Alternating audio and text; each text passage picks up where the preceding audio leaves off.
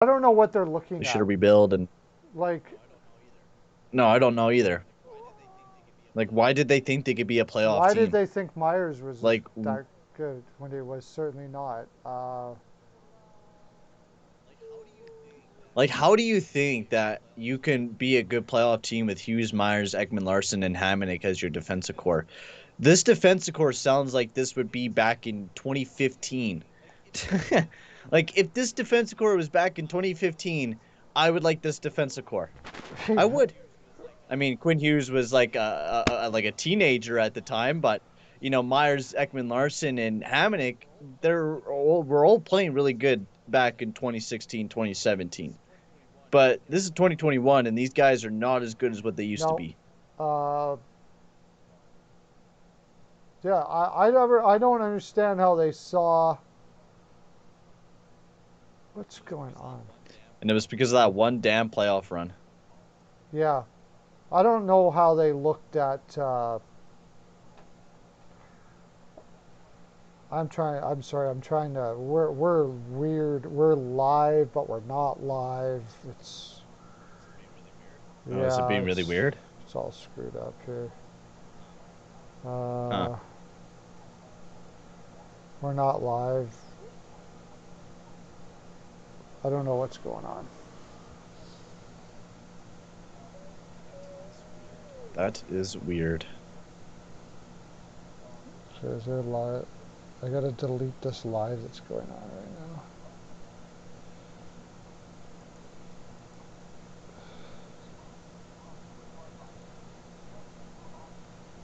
now. It's not giving me the option to delete forever.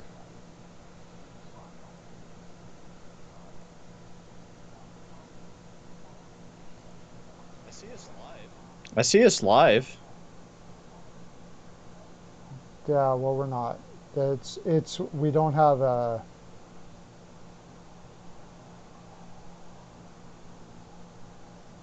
What is going on?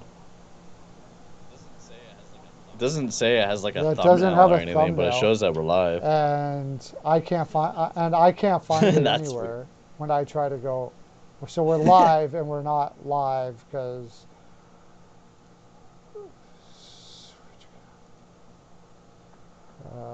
we're not live because we're live. Everybody can hear us right now, but I can't find it. I want to stop Yeah, it. everyone's Everyone's chatting. chatting right now. What? Yeah. Hey, hockey news Oh report. Hey my there, bud. god. What the hell? They Okay, said that well, we're let me back. try this. Let me try to edit this. I don't know how we are because I don't even think we're going through the stream right. I don't think we're going through Streamlabs right now. Is it not live on your Streamlabs? Oh Maybe yeah, it go to is. your It is. YouTube. Just wait. Oh, it is live through Streamlabs. All Yeah, right, but how perfect do I? then. I want to. Okay, I'll get the thumbnail going on here at least, and a title. I got no title, no nothing.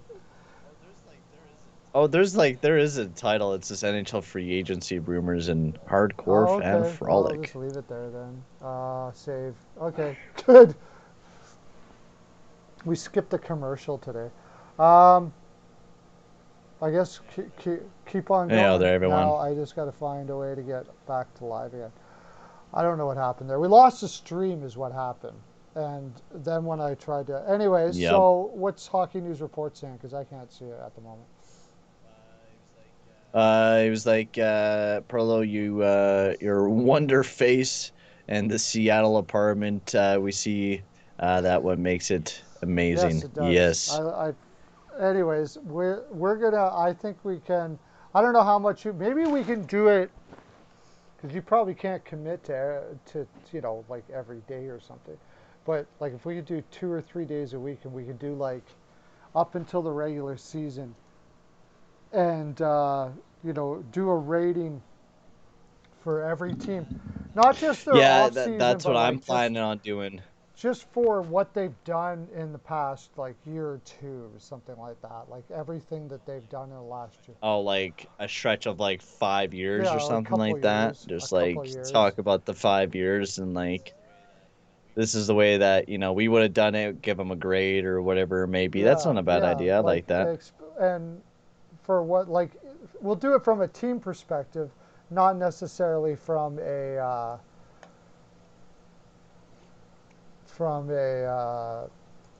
there we go. Now I got you. I got everybody now.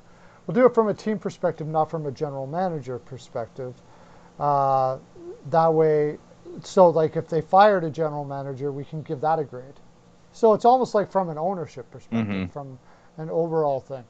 So Yep. yeah, that would be pretty cool because there would be like some pretty cool things that have happened, like the hiring of Holland, for instance, for the Oilers, and we could look at all that kind of stuff like that.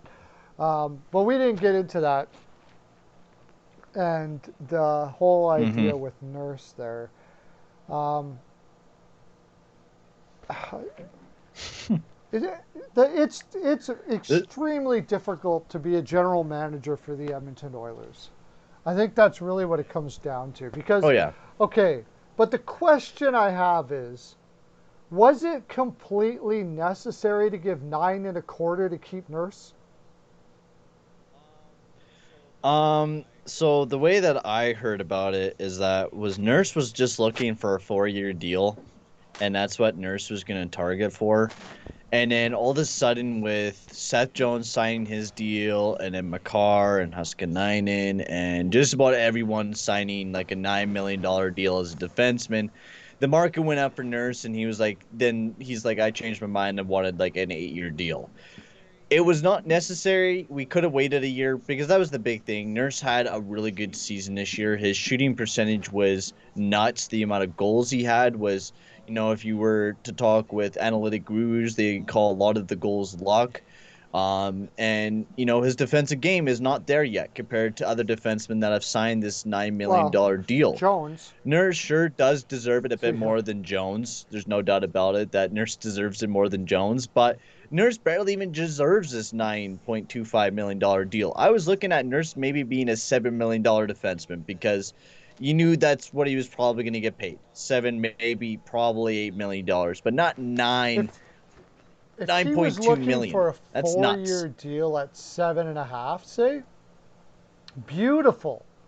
Yeah. So now you can see if he's going to be what he's going to be.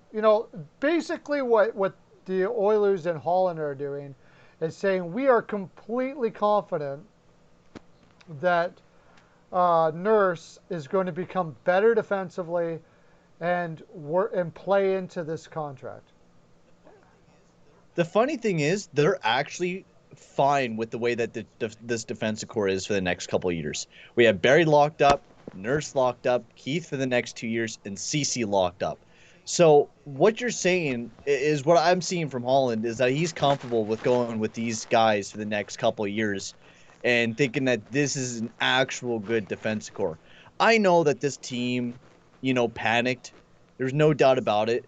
Like the way that free agency happened for us when we lost Larson and then Alexiak got picked up and just basically every guy that I was saying that the others should have picked up.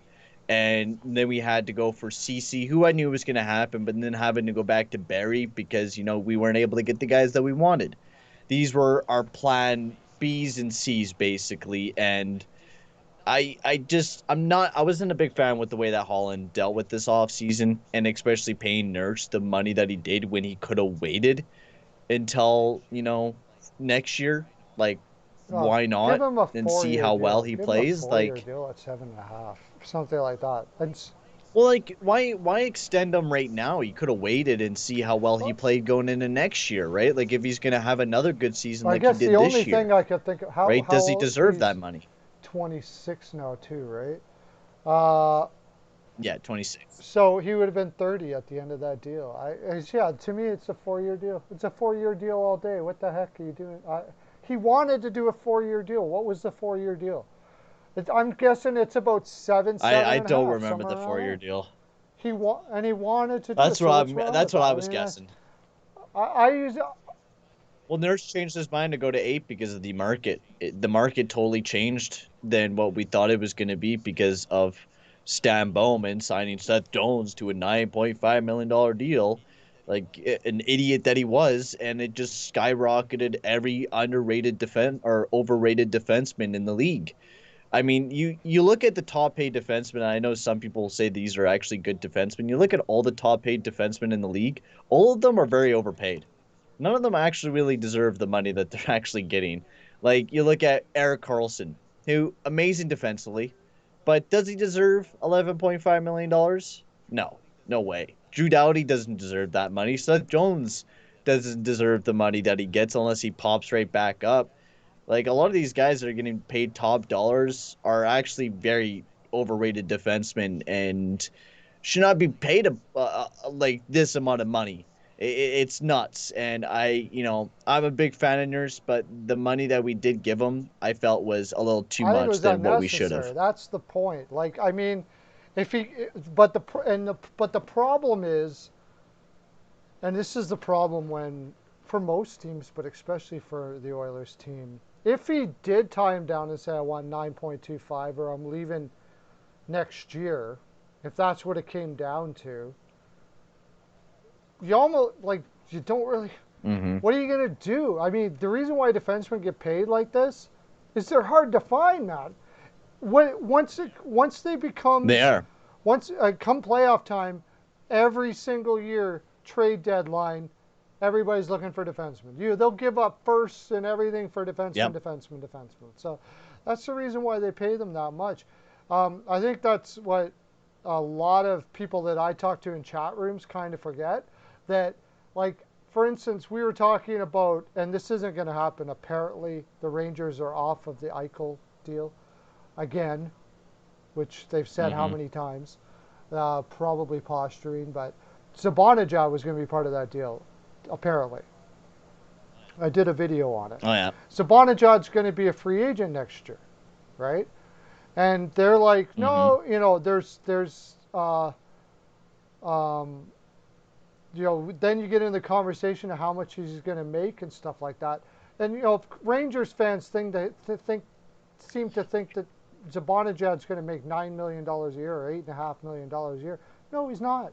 He's going to make over $10 million a year in this market right now, and that's, or you lose him. And then they'll say, and this, I hear this a lot.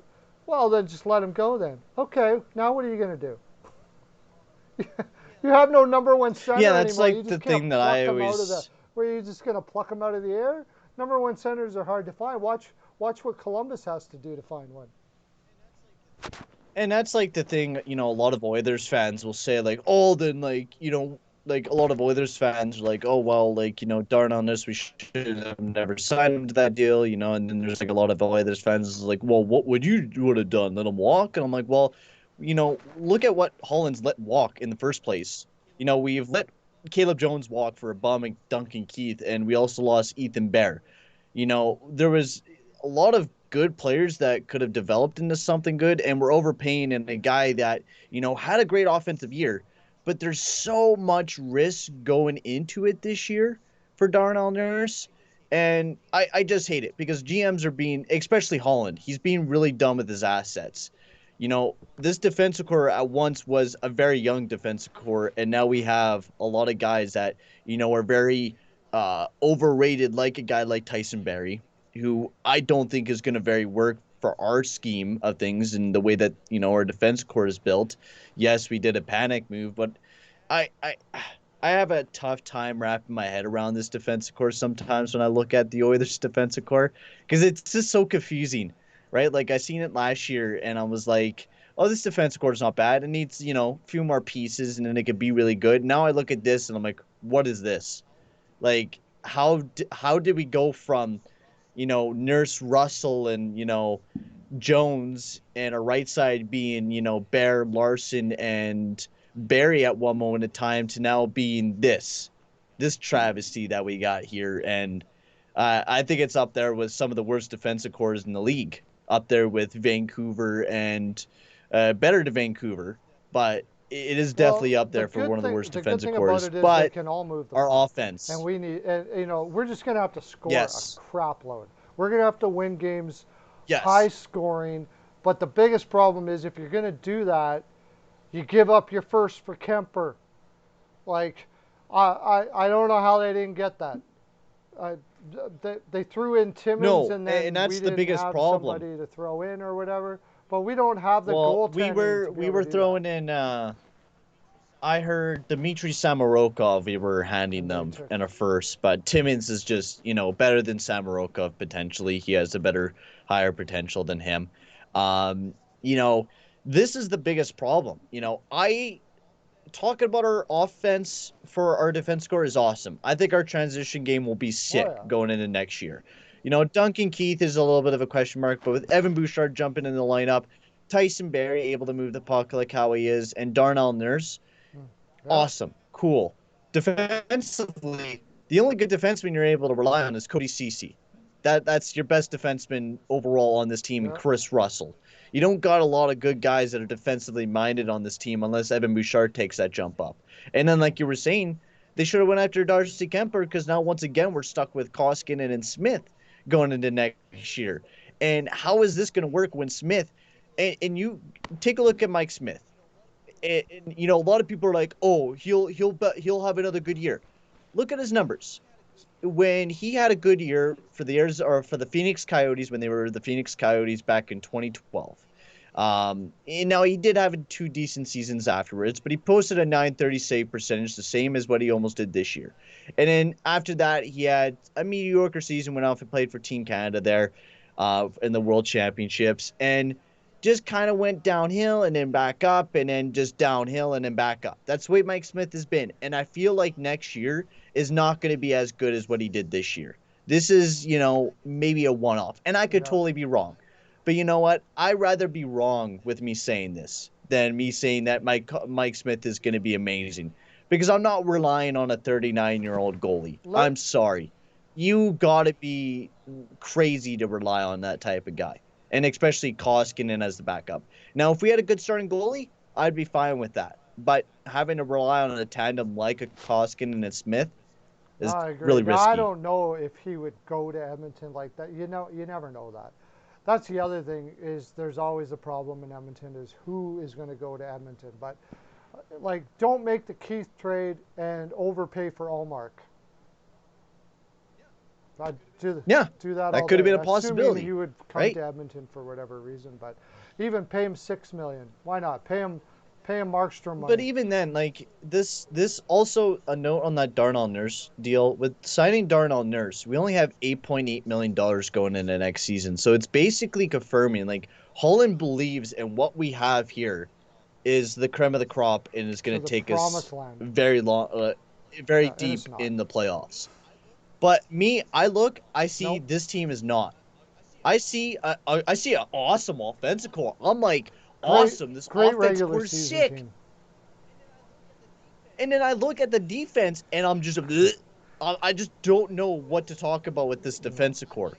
Like I can't even think about it without just like my brain just twisting and having a tornado in it because of how bonkers this defensive core is, and especially the Oilers media. How much we argue about this dumb defensive core that we got here, and we got the lefts and the rights, the analytic people and the people with their just pure eye test, just beaking No. at each other, Hey, like saying, "Oh, Darnell Nurse is I good I'm an eye defensively," test guy and too. Those eye test guys. Yeah, oh but yeah, those not no. not What I'm saying that saying eye is, test is those worse. guys do not have. They don't know what they're talking about. They have no idea what they're watching on television. The eye test guys that are saying all that No, kind of stuff like that. I watched Duncan Keith no. last year. He's great at the until about the 15-17 mark. All of his once he gets Yep. past 17 minutes a game, the guy has no legs. And And also his defensive game has been a shell of what it and has that's been why when he's he was in his tired, man. prime. He's playing way too many minutes for his age. And Tippett's And going to that's the do the problem. We're exact going to be same relying thing. on him a lot. And that's the thing that actually blows my mind about how many Oilers people don't notice that. Like Keith was not good in the Chicago system. Yeah, you might say they had a bad team, but they actually did have some decent defensemen there in Chicago, Murphy and Calvin DeHaan. Keith just never Yep. played good. He never played good there in Chicago. And Murphy and Calvin DeHaan had good numbers there in Chicago. So if you're thinking it was because of a bad team, no. Players could still play good on a bad Yeah. team. It's just depending. And Keith, he's old. he's not. Yeah. He's just not worth it. He was not worth the trade, and especially the salary cap that we had to pay on him It was bad. It was bad. is Bad. nuts. All right, let's go to another team here, an interesting team. Um, what do we got with the St. Louis Blues right now? I look at this team. I don't like their defense. I think when it comes right down to it, I don't think this team's going to make the playoffs next year. What do you think? Their defense is practically what they had last year. Krug and Falk. Falk improved his defensive numbers for Falk actually didn't look that bad in the last time I checked.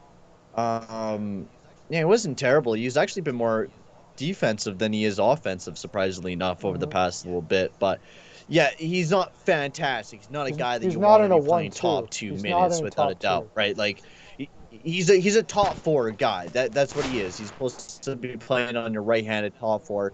Now Parako, if he plays the full season, you could say that this team could be very good, but defensively, yeah, they're going to be a little bit of a question mark. Their offensive core, I think Yeah, Buchnevich is going to do I good. did like They that move. did good I with like the that little move. Yeah, bargain that was a good move. bins with also having Jordan Kyrou, signing him back to another deal, which is nice. They have some young guys, but what is going to happen with Tarasenko?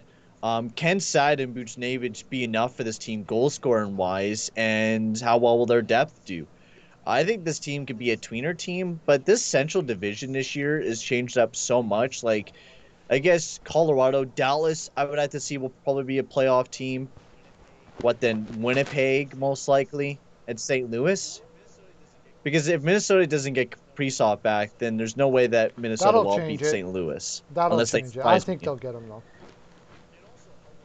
And also, how well will Chicago play? Will Chicago play better than St. Louis? Because I think the race will probably be Colorado, Dallas, and Winnipeg. Will probably be your few teams. Actually, there might actually be 5 teams that make it out of the Central because of the fact that Pacific is really weak. I think there could be 5 teams. I think I could see Colorado, Chicago, Dallas, St. Louis, Winnipeg, and maybe Minnesota. It's going to be Minnesota, tight. Chicago. I'm not a fan of the defense there. I'm not a fan of the energy with St. Louis with some of the moves that No, no, I some of the don't like their moves that they've energy. made there. I It's just I don't know. It just doesn't seem right. Right? Is that right? Do you agree with me? Obviously, Russian newspaper just called out yeah. what? Called out something. Denny Barlow, welcome in, Denny Barlow. Thanks for coming in. Oh. Uh, Yeah, I don't know. I have a bad yeah, vibe from the St. Louis Blues. They have some decent players, but it's like they're the Minnesota Wild when they have Parise and Suter when they had them on the team. Just mediocre. A team that, is always going to make it to the playoffs no matter what. But they're probably going to drop out in the yeah, first, second round. And it's just going to be a waste yeah. of a year. And I think the time is going to be sooner or later up for the St. Louis, and it's going to be time to start rebuilding. Ryan O'Reilly only has 2 years left Yeah, on his deal. So maybe look at trading one of those guys. But, it's hard to find a guy like Ryan O'Reilly and the way that he which plays is and the why way it's that he probably brings, the right that time certain now. style of He probably game. has a no movement clause, all right. I would imagine he's got it. No, he actually Really? has nothing on him. Ah, which is probably the Nothing. time to do it now. You're going to get the most value. You can get players that are ready to go in the lineup right now. So you can make that rebuild be very quick right now if they were to do something like that. I think this is a year. If they don't make it this year, I think you're going to see it. If they're smart, I do. I don't. I think they're going to continue trying. That's just St. Louis. They've always been like that for the longest time. Even remember when they had like David Backus in that crew. St. Louis has always tried to make it to the playoffs no matter what. And I don't think that's going to stop until they're like on the ground and they're getting beaten up and they can't move anymore and they're like bottom place. I don't see them rebuilding until they need to. I think that's just going to be the way that it's going to be here with I St. think Louis. Denny. Now, if Jordan Kyrou and Robert Thomas do jump up big time this year, though, I think they That's the could be big really thing. good. Can Thomas and Kyrou become? I think Kyrou isn't going to be much better than what we've seen yet, but I think Thomas has got a lot of upside yet. Uh, Kaprizov agent saying there's no way They're paying 10 million for Kaprizov. Their total cap is $14 million a year. Why would Kaprizov's agent say that? I don't understand that. I don't know. That's weird. Well, no, it's saying that Kaprizov won't sign with Moscow because of the fact that they only have like 13, 14 million dollars Yeah, but and salary he's cap saying there that for Moscow. Kaprizov's agent is saying that. Why would Kaprizov's agent vocalize that? I don't think I haven't heard anything. I haven't heard anything about anything new in the last couple hours about Kaprizov's move and the contract talks. I only heard about the $10 million thing, and that's all I've heard. I don't think I heard any other rumors except Yeah, for well, it that seems odd that they would get 10 million. on I know that I'd be interested. Kovalchuk got a crap load to go to the KHL when he left New Jersey. It was really a lot back then. I don't know how they do that. If they maybe they didn't have a cap back then. I don't know, but which guy Kovalchuk when he went to the K. yeah, after he left New Jersey there. Oh yeah, probably he was probably getting paid big bucks there Yeah, in I don't know if the when K. they started the cap or if they've always had a cap. I don't know, but I, if I remember correctly, he made big money there. Oh yeah, well he was in superstar here in the NHL, so he probably made big bucks there in the K. So yeah, it's weird negotiations that are going on with Kaprizov, but that's what happens when you have a star, a star player that's Russian. He's always going to have those roots to maybe go back home and play in the KHL where they grew up and got comfortable and where they can make mad dollar, basically, right? So it's a sticky situation there with Kaprizov. It's going to be, I'm excited to see what will happen next if they're able to sign Kaprizov. There are many, which I think they will. I think Kaprizov will be on the starting lineup for the Minnesota Wild. I do too. I think Um, this is just a lot of posturing. yeah, Uh, I've seen this before with other Russian players before, where there's always a swirl of rumors about going back to the KHL. It always is a thing, and it's always a possibility. But I think Kaprizov will be signing back in mini. okay, 21 hours ago, Wild's negotiation with Kaprizov complicated. Yeah, that was the last little bit of rumors there. I Yeah, think from I Kaprizov. don't see anything else here recent. 11 hours. KHL offers complicated extension talks with the same thing. Uh, the Wild played 3 seasons before coming to the Wild. Has offered the 24-year-old a one-year deal worth at least $10 million. Just a one-year deal. So basically, why would you do that? Just take one-year deals consistently all the time. I don't know. If I'm Guerin, I think you can call their bluff here. I don't see him going back there. Yeah, I don't think it was. Uh, yeah, I think I could see Kaprizov going back to mini. Yeah, I think that's what's gonna be. I don't see it going anywhere else. I think he's just driving a hard bargain, which I don't blame him. Yeah, I think so It's too. his career. Do what you're going to It do. is not a bad idea. Yep. I am not one of these people that I'm not one of the people that think that players owe anything to anybody. You worked your. I was a player. I know how hard they work to get to where they are. Yeah, they got talent, but you got to Yeah, work your if you want freaking money, bag off to get to where if they you are. get offered a beautiful contract, take it. I would. If I was a trash defenseman in the NHL and some guy offered me $4 million a year to play on their team, I'm Well, taking for that. sure. But I I don't mean, I'm going care. to use my leverage to make as much money as I can too. Within Yeah. reason, I mean, there is a lot of things to balance. Like, if you've already made it, but we're talking about the first contract here, right? If you've already made the Yes. money, okay, I got like 50 million in the bank or whatever the case may be. Maybe I'll be more selective and I'll be, I'll say, okay, I'll shave off a couple million, whatever, to go there and stuff like that. But your first contract, Hmm. no, man. You got kids, you know. You got family. You got your mom and dad who drove you to all the games and all that kind Hmm. of stuff like that. There's ways that you can bless the people that brought you there, and you're going to grab as much stock as you can. I would, no doubt about it. Wouldn't you? Oh yeah, without a for doubt. sure. Somebody, Los Angeles, yeah, they signed that defenseman, Oh, Brian Brant Clark. Clark. Nice move, too. Man, that team's going to look sweet. That was a good draft. That team, Dude, they will. that, let's, Brian Clark is like a top two prototype there for the team in the future. I am really loving what LA is doing there for that the core of that future. Even this year, this team coming up for the LA Kings actually looks pretty exciting. Like you were saying that this team might have been a playoff last year. Now this year they could possibly be a playoff team this year if they everything goes right for them. Like their third line doesn't look that bad. Dano doesn't look like that bad of a pickup.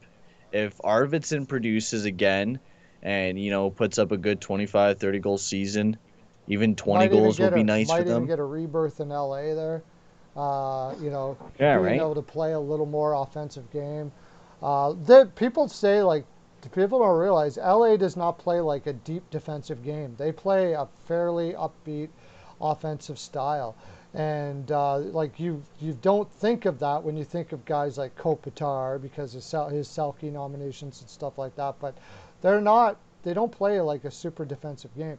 They play a very free, not free flowing. I wouldn't say they're like ultra aggressive. They're hybrid, and they do very well at it. I think he's gonna. Where in Nashville, they were playing like just, especially last year. He Mm-hmm. hasn't been able to be creative for quite some time. So it should be Yeah. interesting with what him playing or whoever he plays with there in LA. And I like if Turcotte makes the team, what if Byfield's able to step up? I mean, they got those guys coming up the pipeline. You move Velarde to the left side, all of a sudden, that team's Mm-hmm. looking pretty deep offensively, and they've got some very underrated defensemen there as well. So, yeah, I like them. I like the way they play. I like Peterson. I think they could do some damage next year for sure. I still think that. Mm-hmm. But last year, I didn't take into consideration. I had Vancouver as like a top team last year. I really thought that they were going to go off, but it's mainly because of their forward group. They've got I wouldn't have taken Mm-hmm. them in the playoffs, but they've got a regular season team. Yeah. They can win a lot with their offense and playing in that North Division, but playing those kids playing in compact. I never took that into consideration with COVID and the compact schedule and all that kind of stuff like that. It's too hard on the kids. Well, and also Vancouver lost like Pedersen as well. Like if they didn't lose Pedersen, like they would have been a better team than what they were. Just Pedersen not playing throughout the season and also having to deal with what Vancouver had to deal with out the season. I don't know if you think the best of us could have predicted what happened with Vancouver. I think I did have him. I can't even remember. Where did I have him? I think I had him in like fourth because I felt like the team was going to do something good, but I didn't know how strong they were. And I just maybe they could surprise us this year and be a really powerful team, but they gotta have a lot of things go right for them. Oh yeah, well it's defense and that's it. Demko's a beast though. Demko could fill that Mm-hmm. defensive gap pretty damn good. I just think it's asking a lot, especially with Halak as your backup. That's Yeah, it is. It is a lot, and Dodger Demko is gonna have to be the big guy for the next little bit. Like he's gonna be starting like most of the games next year yep, going into this upcoming season. Like he's gonna be the main yep. guy. He's gonna probably play up to like 60% of the games. Because I'm sorry, you're not going to be able to rely Halak. on Halak as No. much this upcoming season. He's not going to be as much of as a factor as what Thatcher Demko will be. He had an amazing season this year, though. I give Thatcher Demko that. If he has another tremendous season like he did this year, then I think the Vancouver Canucks could go very far, especially in their division. I could maybe even see them taking a top three. See their offense than Vancouver's. I think honestly, I see Vegas, of course, being a top of it. Edmonton. I think I could also possibly see Calgary back in the playoffs this year, just Oh, because what? of their What? Really? Why? Now the reason why, and now it's a I very had to low I had to shake possibility. The my only head reason there why for a I second. see it as a possibility, Yeah. like they improved upon their depth. Now, like they have to have a lot of things go right. Like the division is very weak. They have a chance to make it in if, for one, Seattle doesn't play too well, and also Vancouver, because you don't have a lot of teams coming up, but like, Vancouver, like, yeah, Vegas, Edmonton probably are your automatics. Even then, the Oilers defense might bring their game down, but the Oilers offensive core will probably bring them into a third, second place in the division. And then you got maybe Calgary, Vancouver, Seattle, maybe LA make it in, right? I could see maybe Calgary making it in almost over Vancouver to Seattle, just because of, Blake Coleman was a really good pickup. He was amazing. Andrew Mangiapane is only going to grow from here. He had a tremendous season last year, and if he continues growing the way that he was, and if, they buy into the Sutter system, then it could work out very well. They picked up a nice depth guy in Tyler Pitlick. Their third line actually looks good this upcoming season. It actually doesn't look that bad with a Mangiapane back than Pitlick or whatever other combination they do. The biggest thing is how well Valimaki will jump into the lineup, Yeah. or Nikita Zadorov, or Shillington, or one of those guys, because now your top four is a little bit weak because of the fact that you lost Giordano and you're relying a lot on Hanifin and Tanev going into this upcoming season to practically be your top pair, like how they were last year. And Jacob Markstrom has to play really good. Yeah, and there's a whole lot of questions. Those are a lot of There's a there's a whole lot of lot of questions. has tos. There's a lot of question marks. But that's the There's same a thing lot of with ifs. Seattle There's as a lot well. of ifs is what I'm trying to say. Oh yeah, Seattle for sure. I don't think Seattle makes playoffs. Like, I know a lot of people are saying that this is an automatic, No, buy-in team for the playoffs. no, I don't think I so. don't think Like, so. it's not like the Vegas Golden Knights. You look at their team, their third line, like, their depth is not terrible, but it's definitely not the greatest. Their offensive core, Schwartz, Wenberg, and Eberle. I'm sorry, but I don't want Alexander Wenberg as my top line centerman. I don't. No, I no, I don't even want him as my first line not centerman. my second He either. he got no. His numbers did not look good in Florida, which is the reason why Florida did not bring him back in. Right? Yeah, Like, they did not want Winberg on their team. They rather go after someone like Reinhardt, and Seattle took the punch going after Winberg. And their second line is very defensive, which is going to rely a lot on Jonas Donskoy to score a lot of goals. And was that because he was playing on a really strong power play there in Colorado? And then their third line, Tanev, Geeky, and Appleton, that's a lot of big question marks. And then Marcus Johansson, Bastian, and Blackwell. Like, Blackwell's nice, but Johansson struggled the past 2 seasons, and Bastian, decent depth. Bastion. Yeah. Defensively is where they take the suit, and Grubauer. Grubauer and Drigger is going to be the biggest thing for them. They could go so far with that combination. They could even be better than Calgary if that combination really, really works out. But if he doesn't, then I might not see them make it I into the like playoffs. Appleton a lot actually, but I think he could. I Yes. like him a lot. Um, but Well, it's a good defense, but no big they don't offense have there enough. in that I don't depth. think they have enough offense, and I don't think they have enough defensemen that can move the puck. Like we saw But I Larson's could see not that great. third spot. I could see that third spot being fought between Seattle, Calgary, and Vancouver. Maybe LA I think takes. in that I think mix. LA takes it. Looking at Calgary, like, uh, man, I just can't see it. I get this feel. Coleman was a really good pickup. I do think Coleman's a good pickup. I do. I mean, And he Mangiapane, got those remember how good points he was lower in the in World the. Championships? And I like Mangiapane too. Yes, it's Monahan. Monahan is just garbage. Oh, Monahan is the biggest question, without a doubt. If he doesn't play very good, then the team is it's not going to go very far, Yeah, right? Like, you definitely need Monahan to perform, because you're now relying on Lindholm to be your first line centerman. If Monahan doesn't get back to his old self and produces a lot more than what he has been, then I don't think you can see this team being in the playoffs. yeah, But I think there's a good chance that this team could possibly be, especially if they do buy into Sutter's system. But there's a lot of big ifs with Calgary, yeah. and there's a lot of big ifs with Seattle, a lot of big ifs with Vancouver. And that's the thing with this specific division.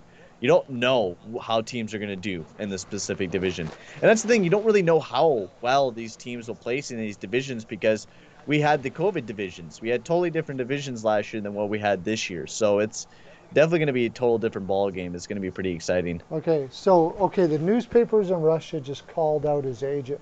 Okay, so the newspapers are saying that there's no way that Kaprizov's getting $10 million a year. That's what the newspapers in Russia. I don't see any of this yet. I've looked it up. I don't see But it. that's also newspapers, and you got to remember a lot of people that do stuff in newspapers most of the time don't speak the the true information, or they might just see Especially in some little Russia. rumor Especially and, in Russia. and like yeah, especially in Russia, right? Like you might just see some dumb rumor, make it up yourself and put it in a newspaper. Like, not saying that yeah, and yes, Pinard did the same thing, yeah. So you never know. I don't think I don't think Kaprizov will go to the KHL, but I think there's a possibility that someone did hand him a $10 million contract to sign there in For one Moscow. year. For one year. I don't push it past one of the KHL teams there in Moscow. I think it was the SC or SSK, whatever the hell their names are. But Yeah. I think they are going after Kaprizov. And why wouldn't they? It's a big ticket, buyer. It's good for the TV there in the K. It's a good idea to pay Kaprizov massive amounts of money because it brings in people. But I don't see it happening. But who knows? No, well, I it's think they just did hand him a posturing. $10 They're million gonna work. They're contract gonna though. work out a deal. Probably, Oh yeah. probably somewhere around Aho, what Aho got. Not like right around there. Because from Montreal, Yeah, I could see that. Maybe even a bit more. 8.5, 9 for 5 years or something like that, 6 years. I could see maybe 9.5, something like that. Because I could see something of like that. course Minnesota wants to wrap. I mean, give Kaprizov. The thing is, and like you've said before, though, um, how much does he want to go there if they don't get the center? That's the thing. Is Eck the center you want to play with, or like Rask or Hartman that he basically propped up and gave him decent stats all year long?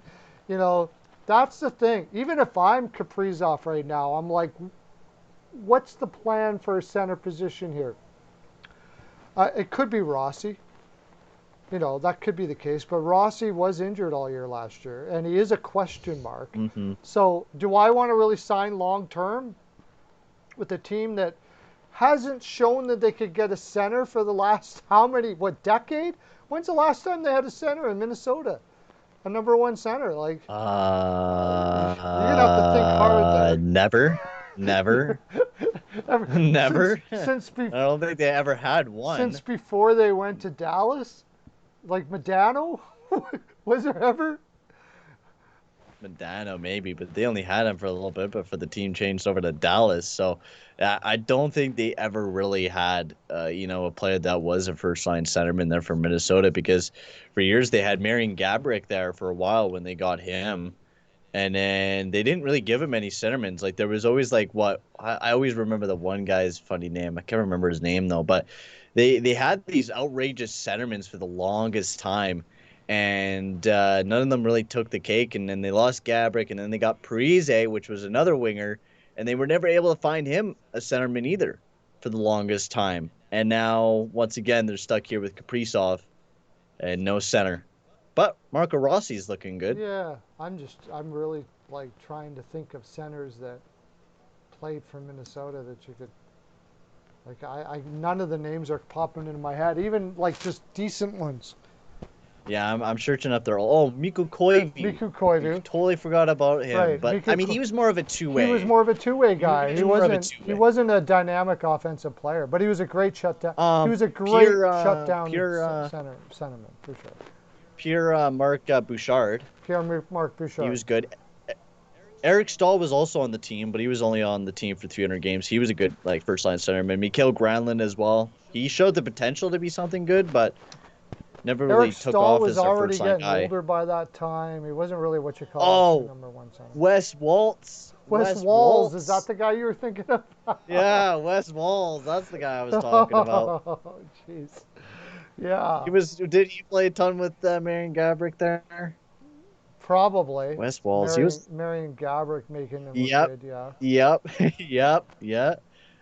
Yeah, he was on the team with Marion Gaborik and Brian Ralston Brian and Ralston, yeah. Marc Bouchard, Randy Robitaille. Yeah, not much to go with Oh my there. lord. No, Stahl even no. was, he was in the latter half of his career, probably should have been more of a second line center. Uh, Bouchard, was it Bouchard? Is that his name? Yeah. He was a Pierre-Marc Bouchard, yeah. Pierre-Marc Bouchard. Still, I wouldn't say a classic number one. Like they haven't had that No. classic number one, top seven in the league centerman. Like for a long time, for forever. Like they just haven't had it. So Rossi could be that, and maybe they can convince Kaprizov that Rossi is that. But what I'm saying, if I'm sitting there wondering if I'm going to sign for a long-term contract, and I would really like to see a center on the horizon that can take that spot, and so I think that's Hmm. something that's a little difficult for them. I think that's why they were possibly in the Eichel sweepstakes a little bit, if they were. You don't know if Hmm. they really were or not. Apparently, the Rangers are saying now that they were never in it at all. They were never in it at all, even though Friedman and everything are saying that they're in. When does Friedman ever come up with talk out of his butt? Like, 'cause he's like the biggest insider in the NHL. Of course they were going to be in on Jack Eichel. It's pretty obvious that the Rangers were going to be in on him. You could just look at the map of the team and like, oh yeah, they definitely need like a top line centerman for sure, without a doubt, Jack Eichel. And it was all over the place that they were talking about going after Jack Eichel for the longest time. Like even with Jeff Gorton, maybe it was just because when Jury took over, maybe there wasn't a lot of talks when he took over. Maybe. Maybe there was more talks with Gorton because Gorton is more aggressive than I mean what Jury is. Jury's more going after the physicality. Like every move that he's done has been big. You Yeah. look like Reeves, Nemeth, Goudreau. Every move that he's done to Nordy has just been trying to get the team bigger. Like even when they picked up Sammy Blais for Pavel Buchnevich, which was not a good move, but Sammy Blais is just physical. Yeah. They they're picking up physical guys to make that depth Well, just they got a really big and real they got physical. a second in play. I get it. They weren't going to be able to sign Buchnevich. Everybody knew it. But also they're pretty afraid of Tom Wilson. I heard as well that whole Rangers organization seems to be afraid of Tom Wilson ever since they whipped around Bernard. I always see the memes where it's like legit, like Tom Wilson has changed up this Rangers team. Got Gorton fired basically because Gorton and the team, like, responded back to the way that they didn't suspend Wilson when he was ragdoll and Panarin, and then they came out with the big press conference. And now they're getting real big, like picking up Sammy Blais, Goudreau, and Ryan Reeves, who is like the arch nemesis of Wilson. I don't know. I think this is just a big scheme to get big and tough and to look big and scary to Tom Wilson, which I don't think you should change up your team because your player got whipped around once. Oh, Just me. I don't mind. I don't mind what they did there. No, I don't mind a lot of the big moves, but You can't have Panarin jumping on people's backs, and it's still the hockey. You no. do need a guy that can do that. I'm just a Yes. little concerned about how much Reeves can play. I didn't realize how much Yes. he's dropped And off. I didn't realize how much also he's paying dropped off. Goudreau, And Goudreau is a lot of money for what he does. right? Like why? Why That's a when you little could have more. when you could have paid Buchnevich that money to play in your top six, which he would have been very useful this upcoming season once again. Because what now you're gonna rely on Kurbatsov or Laffy to play in that top Yeah, six? they're really big on they're really big on what's his Capo Caco or they're big on Kako. I mean, Kako was going to play in the top spot no matter what. oh yeah, But these two-way games Kravtsov, they're nuts. big on Kravtsov. He hasn't put up many Oh points yes, yet, yes. so they're big on him. They want him. I think there was something with Buchnevich that just rubbed them the wrong way, honestly, in a lot of ways. And the Rangers seem to do that a lot. Hmm. I guess now it's all come out with it's or at least it has kind of they've shined a light a little bit on what's his name, the defenseman that they basically threw out the door, said they'll never play with them again. Um, And Rangers? yeah, for the Rangers. Oh, Shattenkirk when they bought No, him no, out? no, no. Just last year they threw him out the door. Oh, D'Angelo. D'Angelo. Yeah. It's come out that he's not racist. Players have come to his defense all over the place, said that Oh, he's not really? Huh. racist. Whatever happened there, I don't know what it was. I think it's because of a social media problem. I think he's big into social media, and a lot of teams don't like that. And I think if you really want to have an opinion that I can't say it's fact, of course, but it just put two and two together. This is New York. This is one of the most liberal places in the planet, and he's a Mm-hmm. social media right wing supporter. Mm-hmm. I think it had more to do with that. He And might have said something there or whatever the case may be, but he just recently came out and said I'm not racist. Ask anybody, and then there's a whole bunch of players that have come out and said, yeah, there's nothing racist about D'Angelo. That's nonsense. So, and if nothing really bad happened, I mean he did have some incidents there in the AHL, and if he has grown from it and he's become better, I hope him the best there in Carolina. I really if do. he I did, do hope what him a the best that he frickin' could turn signing himself by around. Carolina. $1 million? I know Right? he's Like not great defensively, but he's killer offensively. His offense certainly we makes all up we for all it. know, like it's kind of funny like how we try to cancel some people, especially with the whole D'Angelo situation, which it's very messed up. Yeah. And what happened there in New York, we don't know all the information. We only knew that he got punched by Chris Kreider and that he got into a little bit of an argument with Gorgiev after the game, and that's all we knew. We didn't know anything We else don't know but for what he that. But said or whatever. No. everyone's taking stance and thinking that D'Angelo has a fake account or whatever it was. You know that happens, and I think for some players they do deserve a second chance. And D'Angelo, he deserves one going into Carolina. What happened in New York was bad, and who knows what really happened. I don't know. I wasn't there.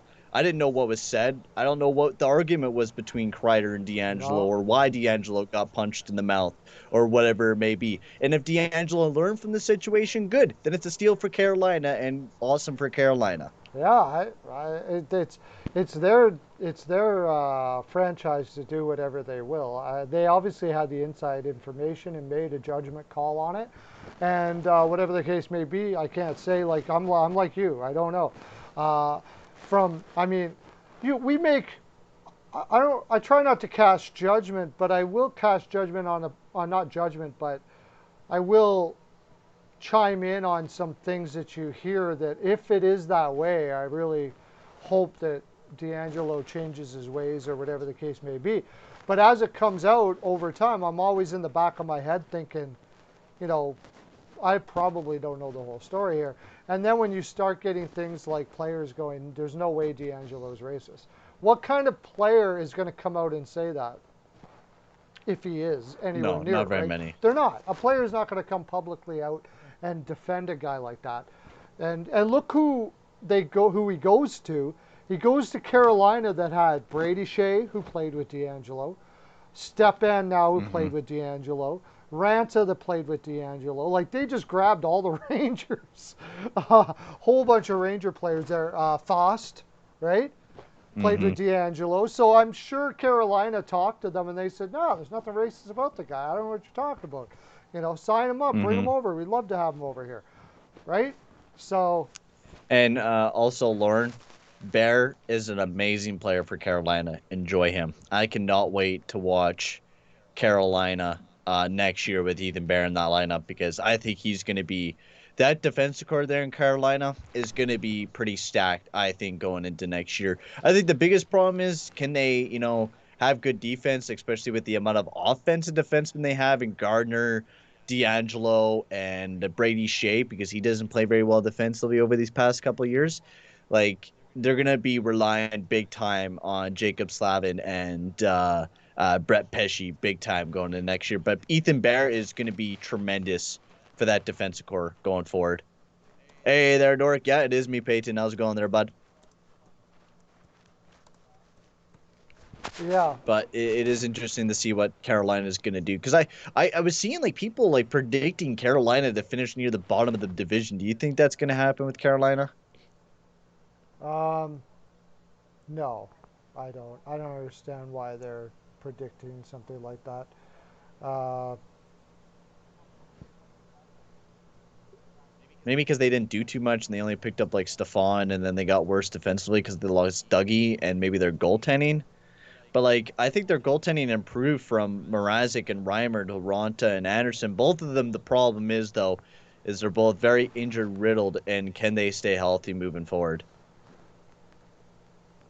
I guess that's my biggest question. yeah, yeah, yeah. That's the thing is the goaltending. I still think they should have been all over Bernier in Carolina. I loved what he did in Detroit. I don't know how anybody doesn't see how well Bernier did in Detroit. I don't get it. I watched a lot of Detroit games last year because um, I always had the other team -1.5, right? So Hmm. I'd sit there watching the whole freaking Detroit game because Bernier's stopping 50 freaking shots. Like why? How nobody saw that, I have no idea. I think honestly, the people in the media, they don't actually watch games. I'm pretty sure. No, there's not a lot of people that, do. And there's a lot of people that just, sometimes will make outrageous takes for not even watching the players sometimes. Like, even before I talk about a player, I'll make sure I do my research or watch a little bit of clips before, I talk about that certain player or go into talking about him. Because, some people just like speak, like, especially with the Duncan Keith, like, they'll just talk about that he's a future Hall of Famer and all this. Like, yeah, cool. Future Hall of Famer, but is he good right now? No. He's a future Hall of Famer, cool, but that doesn't bring anything to your Oh, team. Duncan Keith? It might bring Yeah. a little bit of leadership, but is it going to bring you skill? I, Like I think Bernier's really good, and he put up some decent numbers, and I'm excited to see what he could do there in New Jersey. oh yeah. I mean, Blackwood Bernier. I'm predicting will could very well be the best tandem in the league next year.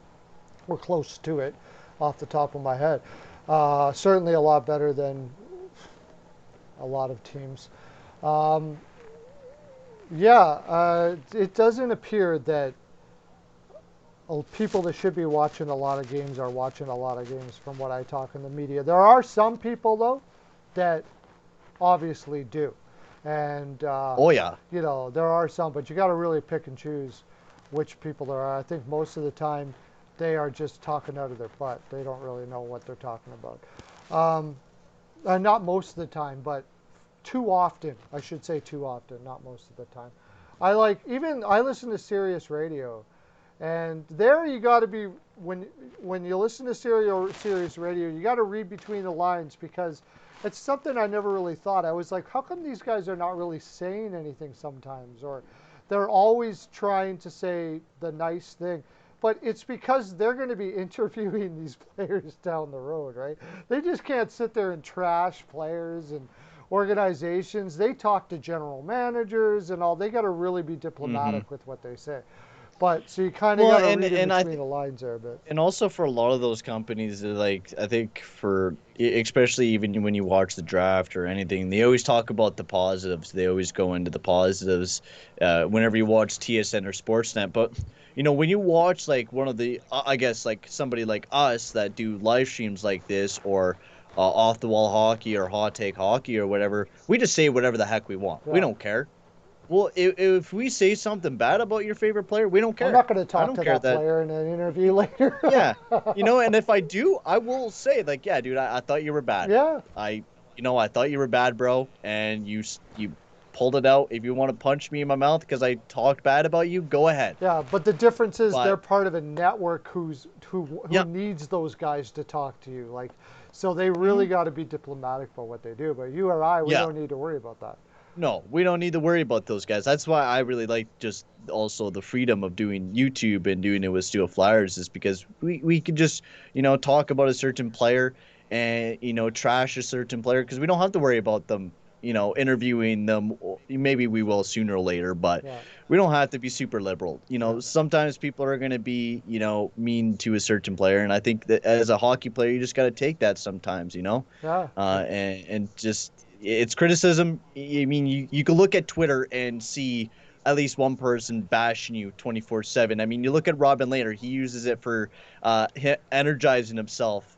That one game during the playoffs, where he's like, I just looked on Twitter, seeing everyone bash me, and I was like, I'm gonna go out there and play really good, prove everyone wrong. and sometimes you just got to go out there and do that. Yeah. Um, yeah, I mean, there's people that I disagree with, but then I learn from there's certain guys out there in the media that where you actually learn. You know what I mean? Like Yeah, you can go, I thought that, but you know what? They were right. I was incorrect about that. Now that I look at it from that perspective, and and I there's a love lot of those people that guys, are but sports there's a fans. lot of guys where it's just like you don't know what you're talking about. what are you?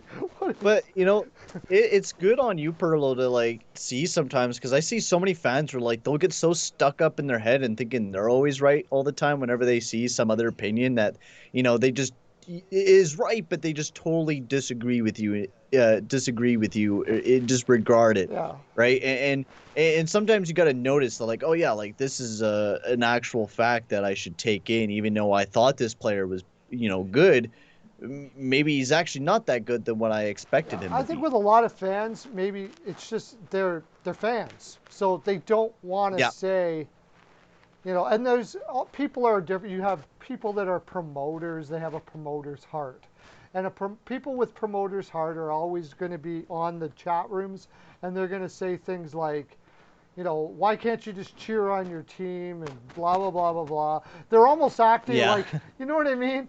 It's just like, Yeah, because like why are you complaining about these moves? Just cheer for just, the it's Oilers, dude. done already. Just sit You're still there. talking It's about done. it? Don't worry Yeah, I'm about it. still talking Don't about it. complain. It's what I do for a living. I talk about it. That's what I do. I'm going to Yeah, continue it's talking like about it. those guys are like, "Oh, Keith is good. Like, stop complaining about it. He's on the team." I'm like, "Well, I'm gonna complain about it. I don't give a crap. Yeah, exactly. You call me an armchair GM is not gonna affect We'll me. see how it is. I'm We'll see how it still is gonna down the call it road. all and done."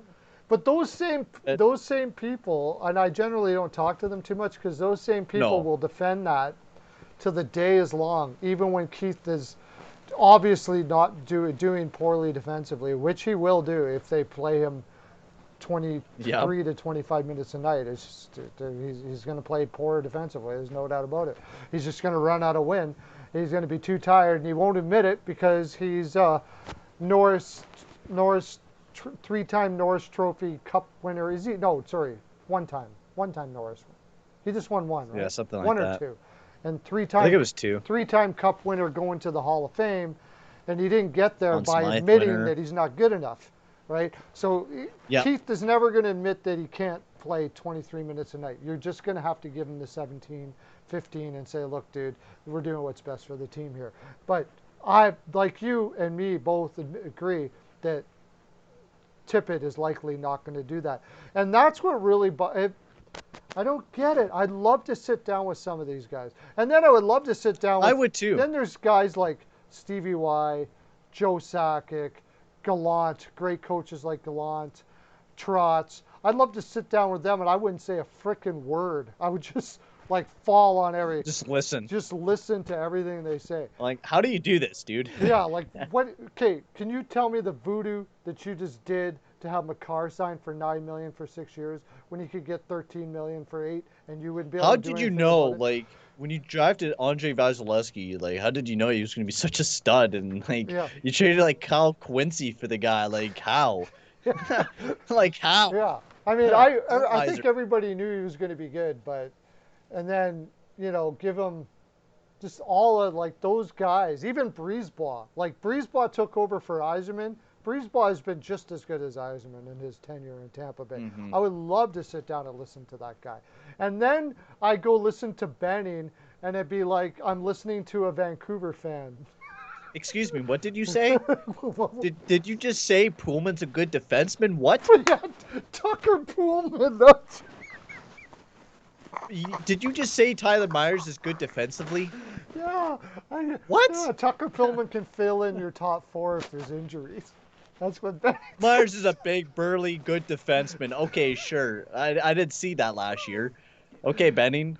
Yeah, like tell me that Breezeball, Yzerman, Sakic are going to ever give Myers $6 million a year. How many years ago was that?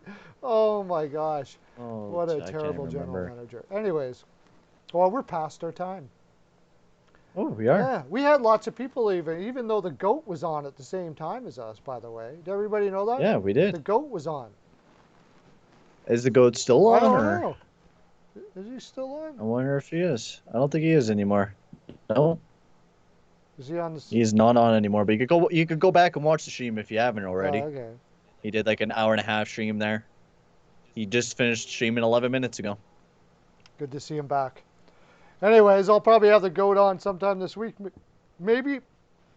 I haven't talked to E Money in a while. It's summertime. It's hard to get. Are you going to be able to make her back It this is. week or? Maybe, but I am getting ready to move, so I Oh yeah, probably right. won't be able to do any shows until next week, Cool. most likely. Okay, guys, this was a blast. Thanks for coming on, It Lauren, was. Dork, No problem. Danny, all of you guys. Love having you here, man. Makes my life good. That's my full 42. Thanks for Peyton for coming on. I always love talking to you. No Have a great problem. day, It's everybody. always fun. Till tomorrow from 3:30 to 5:30 Eastern. Okay, bye.